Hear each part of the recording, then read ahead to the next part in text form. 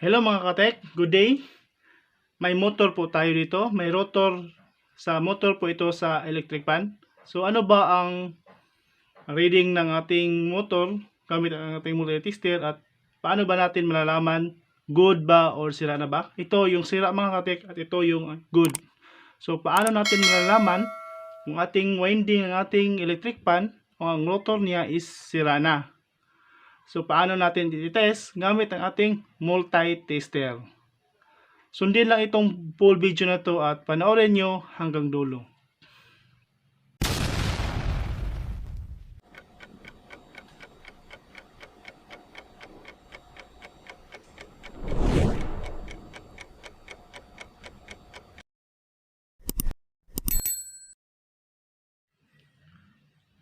So ito mga katek, meron po tayong rotor nito, dalawa. Ito at ito yung isa. Motor ng ating electric fan. Bali ito yung sa wall fan. Ito yung sa stand fan o industrial fan. Pariha lang po ito, 60 watts. So paano natin ito iti-test? Gamit ang ating analog tester, multi-tester. At paano natin malalaman good na ba ito or bad na? So bali ito yung sira, ito yung good pa. At kung bago pa kayo sa akin channel mga katek, paki-subscribe naman and click may notification bell para updated po kayo sa aking mga panibagong video. So yun.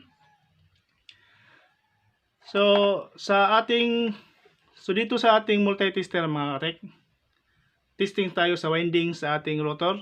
Sa ating motor sa electric fan. So ilagay lang natin dito sa times 10 sa resistance. So yon. So bago natin iti-test, syempre i-calibrate po natin para accurate yung reading natin sa pag-test mga katek. Sa pag-test, i-calibrate na natin. So yan. I-adjust nyo papuntang 0. I-adjust lang nyo dito at pointer niya papuntang 0. So yon. So yon. So bali mga katek, ito yon ang sira. Binaklas ko kasi so bali pwede dalawang option ang pagtitest ng ating windings mga katek. First, makita kayo meron tang plug sa ating electric fan. So ito yon. Plug niya papunta dito sa ating selector. So 1, 2, 3. So pwede lang pagtitest mga katek times 10 pa rin. Line 1, line 2. Kung hindi nyo gustong baklasin ang motor, pwede dito na portion. Pero hindi siya talagang accurate. So yan. So ganyan. Walang reading. So ilagay natin dito sa so yan. Time sa 1 na siya. So naka-1 na yan. May reading. So ito natin. So yan. May reading pa rin. So 3. May reading. So dapat mga katek sa 1.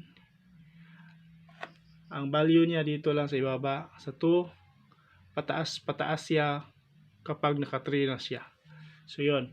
Simple mga katek. Ito yung basic.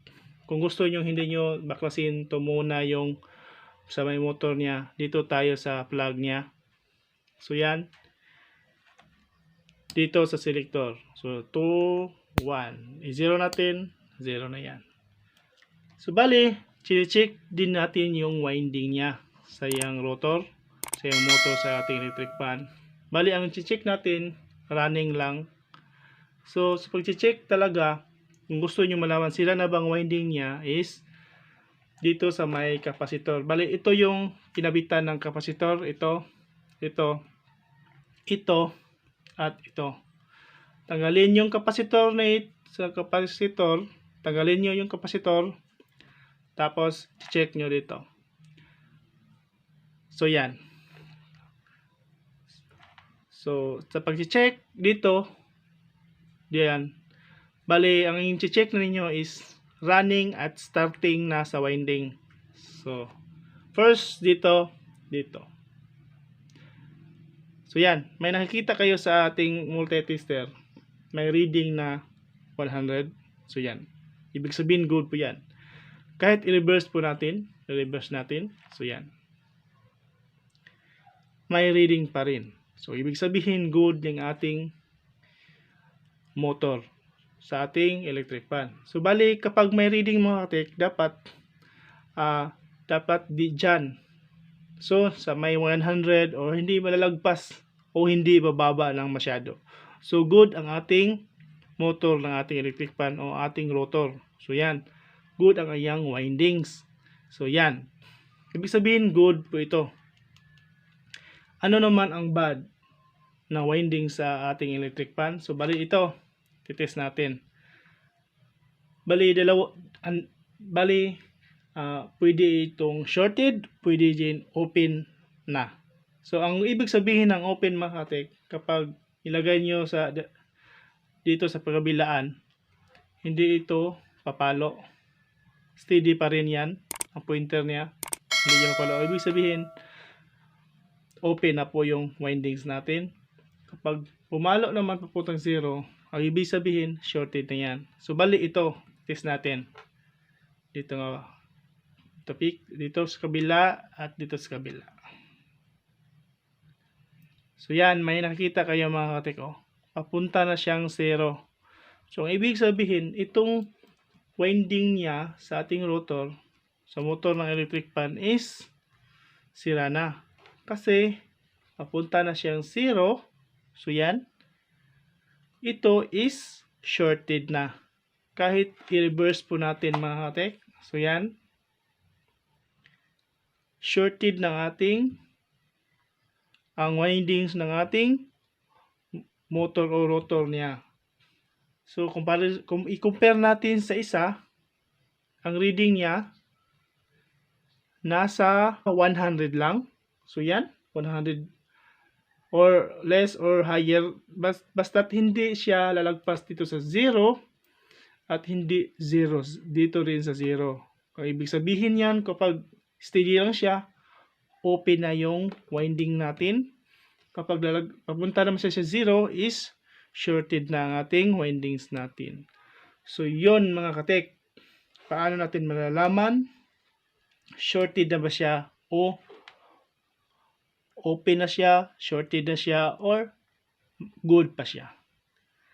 So kung mga katek, kung bago pa kayo sa aking channel mga katek, paki-subscribe naman and click my notification bell para updated po kayo sa aking panibagong video. So yun.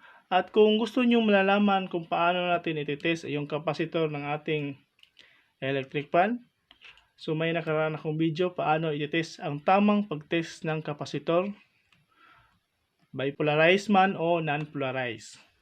So paki-subscribe na din para updated po kayo sa aking panibagong video. So yun lang mga katek. At sana may natutunan po kayo sa araw na ito. At salamat po sa patuloy na suporta. Sabay-sabay po tayong aangat. Sabay-sabay po tayong lalaban sa hamon ng buhay. So thank you mga katek. At hope meron po tayong natutunan. Thank you and God bless. Have a nice day mga katek.